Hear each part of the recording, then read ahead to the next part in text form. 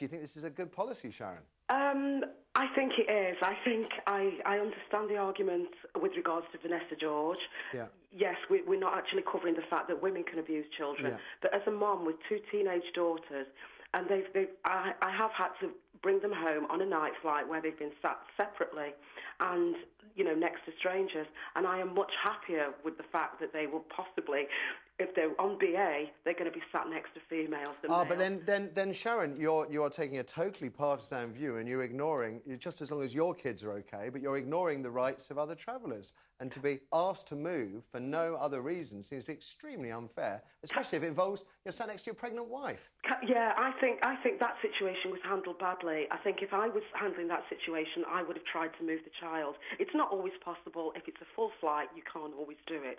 But as far as I'm concerned, I would have been more discreet and I would have tried to move the child. OK, and if you have such a dim view of strangers, presumably you ban your children from seeing any of your relatives as well, because they're technically, statistically, much more likely to be abused by your relatives than they are by strangers. I agree with... I understand the statistics, but I don't have a dim view of strangers as such. It's just the fact that on a night flight where there's not a lot of activity, 14 cabin crew cannot possibly keep an eye on almost over 300 passengers on a night flight.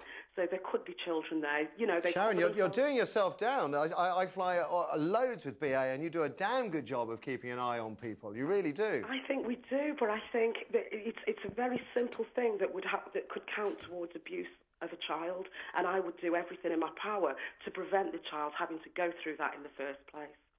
And the passenger? The male passenger? As I said, I do tend to be more discreet. I would never raise my voice and alert other passengers. But if he says no, Sharon, I'm not going. I want to stay by my pregnant wife. I insist on staying by my pregnant wife.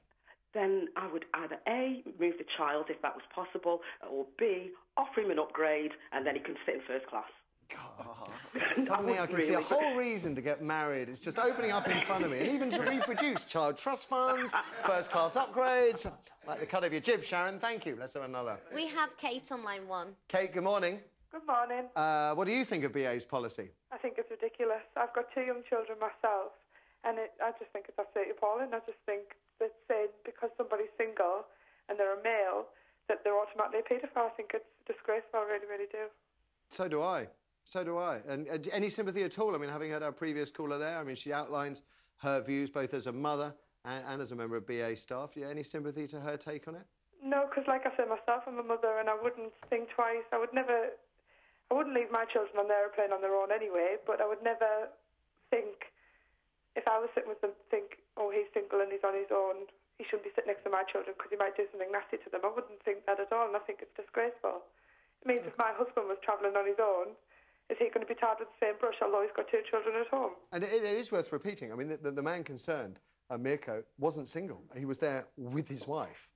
Exactly. I mean, which I find, you know, a pregnant wife, which I just find makes it even more extraordinary, although by saying that, that kind of suggests that it is OK to move single men. And as a man... Couldn't he have just swapped seats with his wife? She wanted to be by the window because she'd be more comfortable, apparently. So he moved to leaving her by the window? He specifically... yes, that's what he had to do. Yeah. But why should he move just because the children sit next to him? Absolutely, absolutely. Kate, thank you. We have Donna on line 2. Donna, good morning. Oh, good morning, Matthew. So what do we think? Well, I'm with the first panellist. I think his name was Dave. I mean, I'll do anything not to sit next to children. They bang on the back of your seat. What if that means leaving your partner, though? Because this guy wasn't single. He sat next to his pregnant wife. He's in the middle, the worst seat in the row every time. So his pregnant wife is on one side of him. Somebody's annoying 12-year-old boy is on the other side of him. Actually, I don't know whether he was annoying at all. I'm just assuming. OK, there's a 12-year-old boy who may or may not be annoying sitting next to him there. But I bet most of them are. Anyway, I digress. Well, he's there, and he's told to move. Well, like you say, he's not even single, is he? You know, he's sitting with his wife and she's pregnant, and it's... That actual situation is just wrong. But like the other lady said, you know, if he had an upgrade or he went and sat in a nicer seat, well, you know, maybe it wouldn't be so bad. Can you imagine the conversation with the pregnant, highly strung wife when you land? How was your flight? Well, I was in first class. It was fantastic. I was eating caviar and drinking champagne. How was it for you, my pregnant darling? Especially if you were replaced by the 25-stone man that you saw getting on earlier. Yes, that would make life very uncomfortable. No, I wouldn't be happy at all. And also, to put...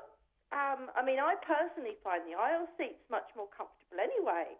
That's not really a point, is it? Well, it depends. It depends if you've got broad shoulders, being in the aisle and constantly having people hit you like that as they walk past. That's not much fun either. It's just every which way it's awful. Flying's a chore, isn't it? I think it should be... I absolutely hate flying.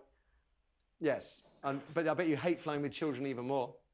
Yes, I do. There we go. Donna, thank you. Just before we go to the break, let's get some emails on